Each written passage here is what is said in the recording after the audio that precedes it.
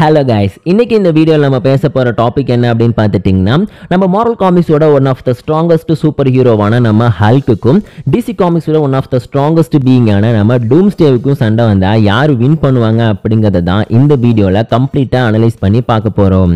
So இந்த video ரொம்பவே இன்ட்ரெஸ்டிங்காக இருக்க போது, அதனால் ஸ்கிப் பண்ணாமல் ஃபுல்லாக பாருங்கள். வாங்க வீடியோக்குள்ளே போகலாம். ஸோ ஃபஸ்ட் இந்த வீடியோவில் நம்ம ஹல்க் மார்வல் காமிக்ஸில் எந்த அளவுக்கு ஸ்ட்ராங்கான கேரக்டர் அப்படிங்கிறத பார்த்துடலாம். ஸோ ஹல்க் பார்த்துட்டிங்கன்னா மார்வல் காமிக்ஸை பொறுத்த வரைக்கும் one of the greatest and strongest superhero அப்படின்னு சொல்லலாம். ஸோ இவருடைய ஸ்ட்ரென்த் லெவல் அப்படிங்கிறது மில்லியன் கணக்கான டன்ஸை கூட அசால்ட்டாக லிஃப்ட் பண்ணுற அளவுக்கு இருக்கும். இதை பற்றி ரீசெண்டாக கூட வீடியோ சொல்லியிருந்தேன். அதாவது சீக்ரெட் வார்ஸ் காமிக்ஸ் இருக்குது பார்த்தீங்களா, அதில் வந்து வில்லன்ஸ் டீம்லாம் சேர்ந்து நம்ம அவெஞ்சர்ஸ் டீம் மேலே வந்து ஒரு மிகப்பெரிய பாறையை போட்டுருவாங்க. இது கிட்டத்தட்ட மில்லியன் கணக்கான டன் வெயிட்டில் இருக்கும். ஆனால் இந்த ஒட்டுமொத்த பாறையும் அசால்ட்டாக தாங்கி பிடிச்சி எல்லா அவெஞ்சர்ஸையும் சூப்பர் ஹீரோஸையும் சேவ் பண்ணது நம்ம ஹல்க் தான். ஸோ அது மட்டும் இல்லாமல் இதை ஒரு வாரம் அப்படியே ஹோல்ட் பண்ணி வச்சு நம்ம எல்லா சூப்பர் ஹீரோஸோட உயிரையும் ஹல்க் காப்பாற்றிருக்காரு. ஸோ அது மட்டும் இல்லாமல் நியூயார்க் சிட்டியே பார்த்துட்டிங்கன்னா நம்ம ஹல்க் காமிக்ஸில் ஒரு தடவை அசால்ட்டாக லிஃப்ட் பண்ணி தூக்கியிருக்காரு. ஸோ அதையும் தாண்டி ஒட்டுமொத்த மார்வல் சூப்பர் ஹீரோஸ் எல்லாரையுமே நம்ம ஹல்க் வந்து வேர்ல்டு வார் ஹல்க் காமிக்ஸ் இருக்குது பார்த்தீங்களா, அதில் வந்து டிஃபீட் பண்ணியிருப்பாரு. ஸோ நிறைய பேர் வந்து இந்த இடத்துல ஒரு சின்ன கன்ஃபியூஸ் ஆகிறாங்க. அது என்ன அப்படின்னா, வேர்ல்டு வார் ஹல்க் அப்படிங்கிறது ஹல்கோட ஒரு ஆல்டர்னேட் வெர்ஷன் இல்லைனா அப்கிரேடட் வெர்ஷன் அப்படின்னு நினச்சிக்கிறாங்க. ஆனால் அது உண்மை கிடையாது. வேர்ல்டு வார் ஹல்க் அப்படிங்கிறது யாருன்னு பார்த்துட்டிங்கன்னா நம்ம பேசிக் ஃபார்மில் பார்க்கக்கூடிய ஹல்க் தான். ஆனால் அந்த வேர்ல்டு வார் ஹல்க்னு அவர் மென்ஷன் பண்ணுறதுக்கான காரணம், நம்ம ஹல்க் வந்து ஜக்கா பிளானட்டில் இருக்கும்போது அங்கே வந்து ஒரு பாம் பிளாஸ்ட் நடக்கும். அது பார்த்திங்கன்னா நம்ம அவெஞ்சர்ஸ் வந்து நம்ம ஹல்க் அனுப்பி வச்சாங்களே, அந்த ஒரு ஹெலிகேரியர் மூலமாக தான் நடந்திருக்கும் அப்படின்னு சொல்லிட்டு நம்ம ஹல்க்கு தெரியும். சொல்லலாம் பார்த்துட்டிங்கன்னா அவெஞ்சர்ஸ் தன்னை கொல்றதுக்கு முடிவு பண்ணியிருக்காங்க அப்படின்னு அவங்க மேலே கோவம் வரும். அதே நேரத்தில் தன்னோட ஒய்ஃப் வந்து இந்த பாம் பிளாஸ்ட்டில் இறந்துருப்பாங்களா. சொல்லலாம் பார்த்தீங்கன்னா ஹல்க் வந்து அதுக்காக ரிவெஞ்ச் எடுக்கிறேன் அப்படின்னு சொல்லிட்டு பூமிக்கு வருவார். ஸோ அந்த டைமில் ஒரு பேசிக் ஃபார்மில் இருக்கிற ஹல்காக தான் இருப்பார். அவரை தான் வேர்ல்டு வார் ஹல்க்குன்னு சொல்லுவாங்க.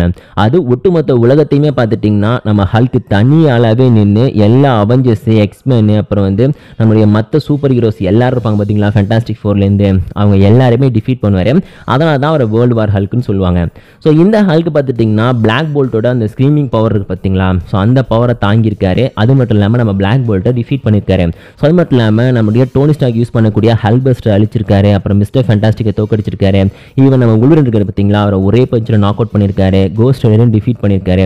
ஸோ அது மட்டும் இல்லாமல் இந்த ஒரு கேரக்டர் நினைச்சா போதும் ஒட்டுமொத்த பூமியவே அழிக்க முடியும் அப்படின்னு சொல்லிட்டு அந்த இடத்துல மென்ஷன் பண்ணியிருப்பாரு. ஈவன் கொலாசஸை டிஃபீட் பண்ணார். அப்புறம் வந்து நம்மளுடைய அந்த ஜெகனட் இருக்கார் பார்த்தீங்களா, அவரை டிஃபீட் பண்ணார். இந்த மாதிரி எல்லா சூப்பர் ஹீரோஸையுமே டிஃபீட் பண்ணார். ஸோ இந்த அளவுக்கு நம்ம ஹல்க்குள்ள ஸ்ட்ரென்த் இருக்குது அப்படிங்கிறது தான் அந்த வேர்ல்டு வார் ஹல்க் காமிக்ஸில் சொல்லியிருப்பாங்க. ஸோ அது மட்டும் இல்லாமல் இந்த ஹல்க் பார்த்துட்டிங்கன்னா ஒரு தடவை வந்து பூமி மொத்தமாக வெடித்து செதற வேண்டிய ஒரு சுச்சுவேஷனுக்கு வந்துடும் அவருடைய பவர்னால. ஏன் அப்படின்னா அவர் வந்து வேர்ல்டு வார் ஹல்க்லேருந்து வேர்ல்டு பிரேக்கர் ஹல்காக வந்து தன்னுடைய காமா எனர்ஜி வந்து புஷ் பண்ணி கொண்டு போயிருப்பாரு. ஸோ அதெல்லாம் பார்த்துட்டிங்கன்னா தன்னை கண்ட்ரோல் பண்ண சொல்லி நம்ம டோனி ஸ்டார்க்கிட்ட சொல்லி அதுக்கப்புறம் பார்த்திங்கன்னா நம்ம டோனி ஸ்டார்க் வந்து ஹல்கோட காமா எனர்ஜியை குறைச்சி அவரை வந்து ஹியூமனாக மாற்றிருப்பாரு. ஸோ இந்த ஒரு இடத்துல பார்த்தீங்கன்னா ஹல்க் வந்து எந்த அளவுக்கு கோவப்படுறாரோ அந்த அளவுக்கு அவருடைய ரேஜும் அவருடைய காமா எனர்ஜியும் இன்க்ரீஸ் ஆகும் அப்படின்னு சொல்லியிருப்பாங்க. ஸோ அது மட்டும் இல்லாமல் காமிக்ஸில் நிறைய இடங்கள்லாம் பார்த்துட்டிங்கன்னா எல்லா அவெஞ்சர்ஸும் ஒன்றா சேர்ந்து வந்தால் கூட நம்ம ஹல்கை டிஃபீட் பண்ண முடியாது அப்படின்னு சொல்லி தான் நிறைய வாட்டி காமிச்சிருப்பாங்க. ஈவன் ரீசெண்டாக ரிலீஸ் ஆன இம்மார்டல் ஹல்க் காமிக்ஸில் கூட பார்த்துட்டிங்கன்னா நம்ம ஹல்க் வந்து கோவம் வந்து நைட் டைமில் தான் அவருக்குள்ள பவர் அதிகமாகுமா. ஸோ அந்த டைமில் பார்த்தீங்கன்னா கோவம் அதிகமாகி நம்ம அவெஞ்சர்ஸ் அட்டாக் பண்ண ஆரம்பிச்சிருவாரு. ஈவன் நம்முடைய நம்ம தோர் இருக்கார் பார்த்தீங்களா, அவருக்கு ஒரு பஞ்சு கொடுத்தேன்னு அவரோட கடவா பல்லே பிச்சுட்டு போயிடும். ஸோ அது மட்டும் இல்லாமல் நம்ம ஹெர்குலஸ், அப்புறம் வந்து நம்ம டோனி ஸ்டார்க்கோட அந்த ஹல்க் பேஸ்ட் ராப்னு சொல்லிட்டு எல்லாத்தையும் சமாளிச்சுட்டு இருக்கும்போது நம்ம ரோக் என்ன பண்ணுவாங்கன்னா நம்ம ஹல்கோட எனர்ஜி அப்சார்ப் பண்ணலாம் ட்ரை பண்ணுவாங்க. ஸோ அப்போ தான் அவருக்குள்ள ஒரு டீமன் ஒளிஞ்சிருக்கு அப்படிங்கிற விஷயமே ரோகுக்கு தெரியும். ஸோ அந்தளவுக்கு பார்த்துட்டிங்கன்னா ஹல்க்குள்ளே இருக்கக்கூடிய ஒவ்வொரு பவருமே பார்த்தீங்கன்னா மற்ற சூப்பர் ஹீரோஸை பயமுறுத்துகிற அளவுக்கு ரொம்ப ரொம்ப அதிகமாக இருக்கும் அப்படின்னு சொல்லி காமிச்சிருப்பாங்க. ஸோ அது மட்டும் இல்லாமல் இந்த ஒரு ஹல்க்கு பார்த்துட்டிங்கன்னா கோவம் வரும்போது அடுத்தடுத்த வேர்ஷன்ஸ் வந்து அன்லாக் ஆகும். எக்ஸாம்பிளுக்கு பார்த்துட்டிங்கன்னா அவருக்கு வந்து க்ளூ ஹல்க்குன்ற ஒரு ஃபார்ம் இருக்குது, டைட்டன் ஹல்க் அப்படின்ற ஃபார்ம் இருக்குது, கில்ட் ஹல்க் இருக்குது, அப்புறம் வந்து ஸ்கல்க் இருக்குது. இந்த மாதிரி நிறைய வெர்ஷன்ஸ் பார்த்தீங்கன்னா ஹல்க்குள்ளேயே இருக்குது அப்படின்னு சொல்லி காமிச்சிருப்பாங்க. ஸோ எந்த அளவுக்கு ஹல்க்கு கோவமாகி அடுத்த வெர்ஷன் வந்து அன்லாக் பண்ண வேண்டிய சுச்சுவேஷன் வருதோ அந்த இடத்துல பார்த்திங்கன்னா புது பவரை நம்ம ஹல்க் வந்து ரீச் பண்ணுவார் அப்படின்னு சொல்லி காமிச்சிருப்பாங்க. ஸோ ஹல்க்கை பற்றி நிறைய விஷயங்கள் சொல்லிட்டேன் அப்படின்னு நினைக்கிறேன். இன்னுமே சொல்கிறதுக்கு எக்கச்சக்கமான விஷயங்கள் இருக்குது. இனிமேல் அது காமிக்ஸ் மூலமாக தான் நம்ம சொல்ல முடியும். ஆனால் பார்த்தீங்கன்னா ரீசெண்டாக வந்து நிறைய பேர் கேட்டுருக்க காமிக்ஸ்லேருந்தே நான் அடுத்தடுத்து ஸ்டோரியை ஸ்டார்ட் பண்ணிடுறேன். ஸோ இப்போதைக்கு நம்ம ஹல்க்கை பற்றி சொன்னதெல்லாம் போதும்னு நினைக்கிறேன். அதனால் நம்ம டிசி காமிக்ஸில் இருக்கிற டூம்ஸ்டே எந்த அளவுக்கு பவர்ஃபுல்லான கேரக்டர் அப்படிங்கிறத பார்த்துருவோம். ஸோ டூம்ஸ்டே பார்த்துட்டிங்கன்னா டிசி காமிக்ஸில் இருக்கிறதுலையே எல்லாருக்கும் மரண பயத்தை காமிக்கக்கூடிய ஒரு பீஸ்ட் அப்படின்னு சொல்லியிருப்பாங்க.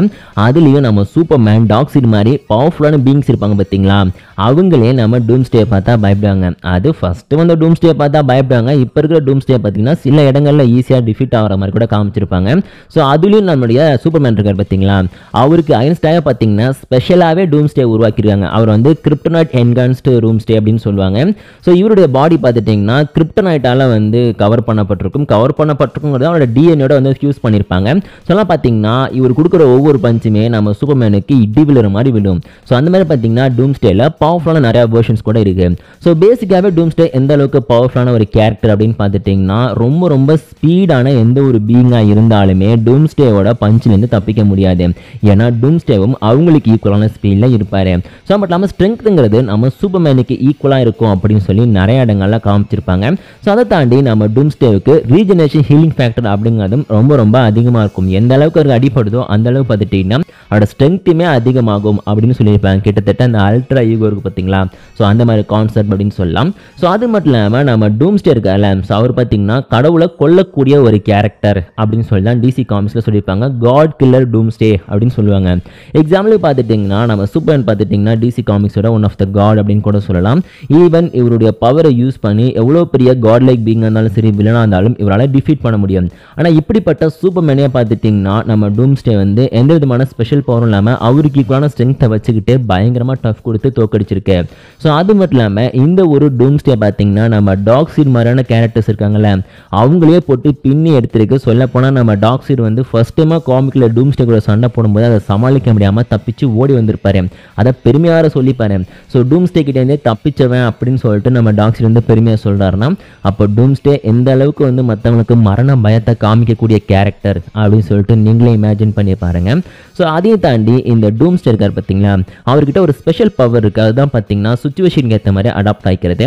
அதாவது ஒரு பவரை யூஸ் பண்ணி நீங்கள் டூம்ஸ்டே அழிக்கிறீங்கன்னு வச்சுங்க, ஒரு தடவை சூரியன் மேலே தூக்கி போட்டு நம்ம டூம்ஸ்டே அழிச்சிட்டாங்க அப்படின்னா அடுத்த தடவை அதுக்கேற்ற மாதிரி அவரோட செல்ஸ் பார்த்தீங்கன்னா அடாப்ட் ஆகிடும். ஸோ அதனால் அடுத்த தடவை ஒரு சூரியன் மேலே தூக்கி போட்டால் கூட அங்கே வந்து அவரால் சர்வை பண்ணிக்க முடியும். ஸோ அதே மாதிரி பார்த்தீங்கன்னா ஒரு பவர்ஃபுல்லான வெப்பனை வச்சு நம்ம டூம்ஸ்டே கில் பண்ணுறாங்க அப்படின்னா அடுத்த தடவை அவரோட செல்ஸ் பார்த்தீங்கன்னா அதுக்கேற்ற மாதிரி அடாப்ட் ஆகிக்கும். ஸோ அதனால் பார்த்தீங்கன்னா அடுத்த தடவை அதே வெப்பனை வச்சு நம்மளோட டூம்ஸ்டேவை டிஃபீட் பண்ணுறதுங்கிறது கஷ்டமான விஷயம். ஸோ இந்த மாதிரி பார்த்துட்டிங்கன்னா டூம்ஸ்டே வந்து ஒவ்வொரு தடவையும் ஒவ்வொரு வெப்பன்ஸ்க்கு அகைன்ஸ்டாகவும் ஒவ்வொரு பவருக்கு அகைன்ஸ்டாகவும் தன்னை வந்து சேஞ்ச் பண்ணிகிட்டே இருக்கும், அப்கிரேட் ஆகிக்கிட்டே இருக்கும். அதுதான் பார்த்தீங்கன்னா நம்ம டூம்ஸ்டே இந்த அளவுக்கு சர்வை பண்ணுறதுக்கு ஒரு முக்கியமான ரீசன் அப்படின்னு கூட சொல்லலாம். ஸோ அது மட்டும் இல்லாமல் டூம்ஸ்டே விட இன்னொரு பவர் என்ன அப்படின்னு பார்த்துட்டிங்கன்னா எனிமியை வந்து கொடூரமாக கில் பண்ணுறது. ஸோ அதுக்காக பார்த்தீங்கன்னா அவர் ஒரு கில்லிங் மிஷினாகவே வந்து உருவாகியிருப்பார். ஸோ எனிமியை வந்து கில் பண்ணுறதுக்காக எந்த ஒரு பவரையும் பார்த்தீங்கன்னா இவரை அப்சர்வ் பண்ணிப்பார். அவரோட பார்த்தீங்கன்னா ஒரு சூப்பர்மேனோட எல்லா பவரையும் காப்பி பண்ண முடியும் அப்படின்னு சொல்லியிருப்பாங்க. சொல்லப்போனால் சூப்பர்மேனுக்கு இருக்க எல்லா பவருமே நம்ம டூம்ஸ்டேக்கு பேசிக்காகவே இருக்கும். ஸோ அதையும் தாண்டி எந்த ஒரு பவரை வந்து ஒரு கேரக்டர் ரீச் பண்ணுறாங்களோ அந்த பவரை பார்த்தீங்கன்னா டூம்ஸ்டேவும் ரீச் பண்ணிப்பாரு. ஸோ இந்த மாதிரி பார்த்தீங்கன்னா அடுத்தவங்களோட பவரை காப்பி பண்ணுற பவர் கூட நம்ம டூம்ஸ்டே கிட்ட இருக்குது அப்படின்னு சொல்லி காமிச்சிருப்பாங்க. அது ஷஸாம் மாதிரியான 6 காட்ஸோட பவர் இருக்கிற ஒரு கேரக்டர் கூட பார்த்தீங்கன்னா அவருடைய பவருக்கு ஏற்ற மாதிரி அந்த பவரை காப்பி பண்ணி நம்ம டூம்ஸ்டே பார்த்தீங்கன்னா நிறைய இடங்களை டிஃபீட் பண்ணியிருக்கேன். ஸோ இந்த மாதிரி பார்த்தீங்கன்னா டூம்ஸ்டே நம்ம இமேஜின் பண்ணி பார்க்குறத விட ரொம்ப ரொம்ப டேஞ்சரான ஒரு பீயிங்காக டிசி காமிக்ஸை சுற்றிட்டு இருக்கு.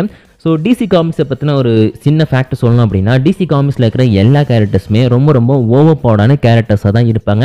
அதுக்கு வந்து ஒரு லாஜிக்கான ரீசனும் சொல்லுவாங்க, இருந்தாலும் அதை அக்செப்ட் பண்ணிக்கிற மாதிரி இருக்காது மோஸ்ட்லி.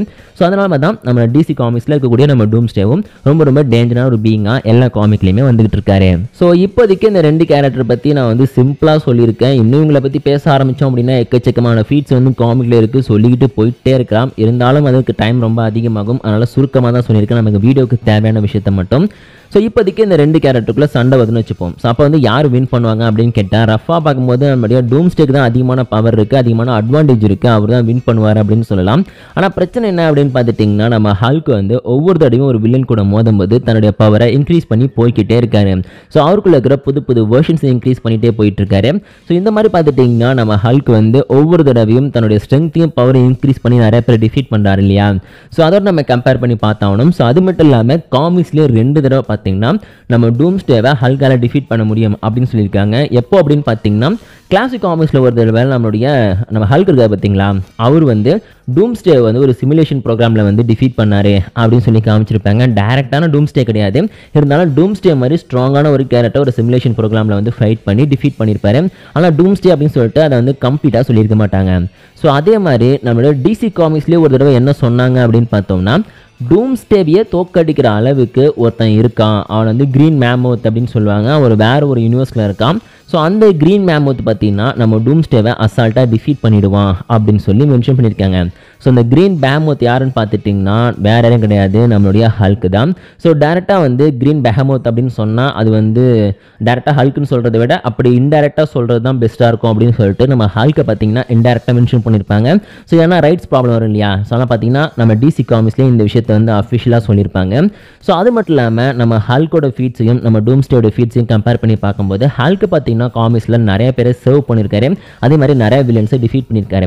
ஆனால் இந்த பக்கம் நம்ம டூம்ஸ்டே என்ன பண்ணிருக்கு அப்படின்னு பார்த்துட்டிங்கன்னா சூப்பர் ஹீரோஸ் கூடயும் சூப்பர் வில்லன்ஸ் கூடயும் சண்டை போகிற வேலையை மட்டும்தான் பார்த்துருக்கோம். மற்றபடி பார்த்துட்டிங்கன்னா அது வந்து பெருசாக ஜெயிக்கவோ இல்லைன்னு வச்சுங்க பெருசாக ஒரு கேரக்டரை வந்து டிஃபீட் பண்ணி அடுத்த லெவலுக்கு போகிறதோ எந்த வேலையும் பண்ணது கிடையாது.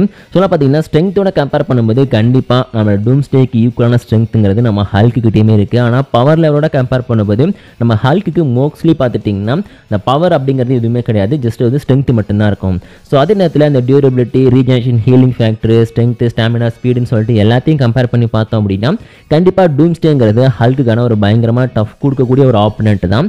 ஆனால் எண்ட் ஆஃப் ஒரு பேட்டில் முடியும் போது பார்த்துட்டிங்கன்னா கண்டிப்பாக நம்ம ஹல்க் ஜெயிக்கிறதுக்கு தான் ஒரு 10% சான்ஸ் அதிகமாக இருக்கும். அது ஒரு 60% பார்த்துட்டிங்கன்னா நம்ம ஹல்க்குக்கும் 40% வரைக்கும் நம்ம டூம்ஸ்டேவுக்கு கொடுக்கலாம்.